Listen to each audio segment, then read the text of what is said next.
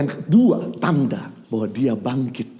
Tanda daripada orang yang mengalami kuasa kebangkitannya menjadi penyembah Yesus. Lukas 24 ayat 53 sampai 54. Mereka sujud menyembah kepadanya, lalu mereka pulang ke Yerusalem dengan sangat bersuka cita. Mereka senantiasa berada dalam bait Allah dan memuliakan Allah. Yang luar biasa, setelah mereka menyaksikan Tuhan itu bangkit naik ke surga, kemudian mereka bersuka cita. Dan setelah mereka bersuka cita, mereka kembali ke rumah, ke bait Allah, dan mereka memuji Tuhan dan memuliakan Tuhan. Satu gambaran orang-orang yang mengalami kebangkitan Tuhan Yesus. Mereka menjadi penyembah-penyembah Kristus. Menjadi pemuji-pemuji Kristus. Menjadi orang-orang yang selalu bersyukur. Jadi orang yang bersuka cita.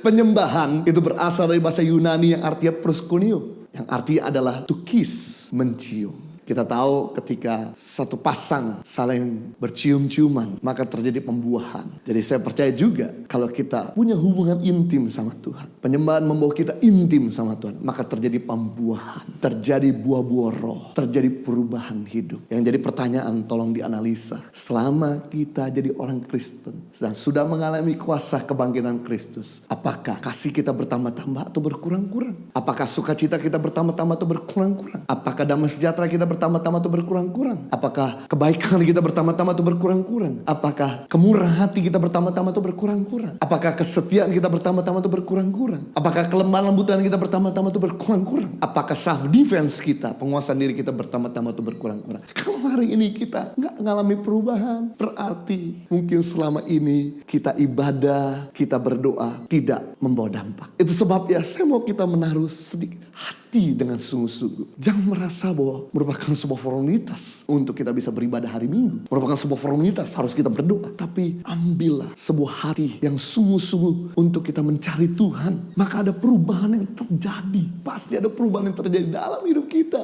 Coba tanyakan sama orang di sebelah kiri kananmu. Apakah kita lebih baik hari ini sejak di rumah atau tidak? Harusnya kita di rumah ini lebih baik. Lebih mesra sama pasangan. Lebih sayang sama anak-anak. Justru lebih sabar, lebih rapi, lebih bersih, bahkan juga lebih tertib dan sebagainya. Kita lihat Daud itu dosanya gak sebanding dengan dosa kita. Daud itu bukan cuman berzina, tapi dia juga membunuh suaminya. Dosa Daud itu begitu gelap, begitu kelam. Tapi yang luar biasa, Daud tidak pernah mengulangi kesalahan yang sama setelah ditegur. Kenapa? Karena ketika dia ditegur, dia sungguh-sungguh mencari Tuhan.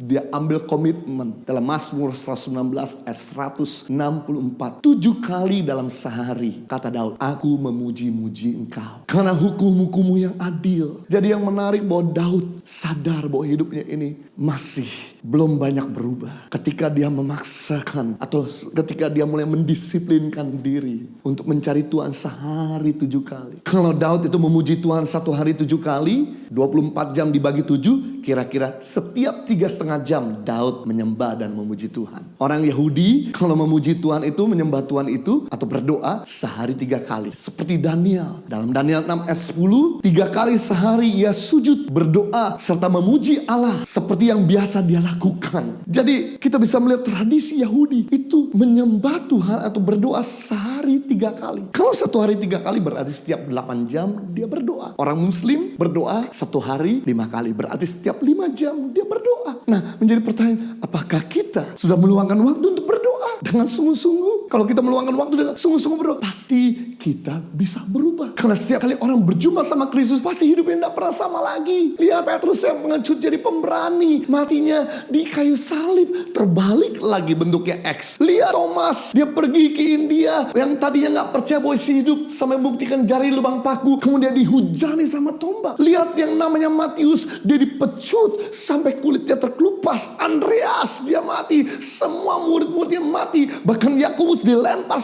dari atas bumbungan bait Allah sampai kepalanya pecah. Ditemukan bahwa lututnya seperti lutut onta tebal. Kenapa? Karena sering berdoa. Tidak nyangkal Yesus. Bahkan Yohanes yang dekat sama Yesus, yang dulu berangasan, suka pukul orang, preman, suka menghardik orang, mengutuk orang. Bahkan sanggup ketika lihat Yesus dimaki-maki sama orang-orang di daerah Samaria, dia berkata, izinkan saya untuk bisa memanggil malaikat untuk menghukum mereka. Tapi jadi Yohanes yang lemah lembut dan penuh kasih.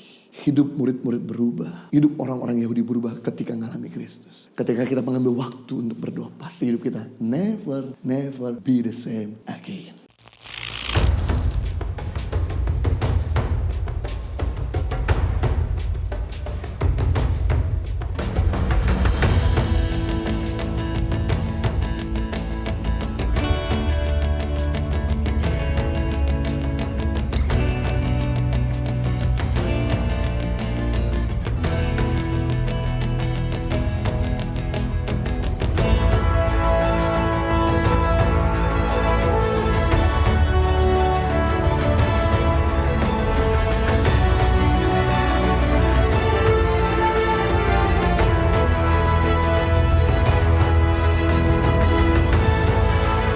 Cerita anak pedalaman dalam meraih mimpi dan mengejar cita-cita bersama Tangan Pengharapan.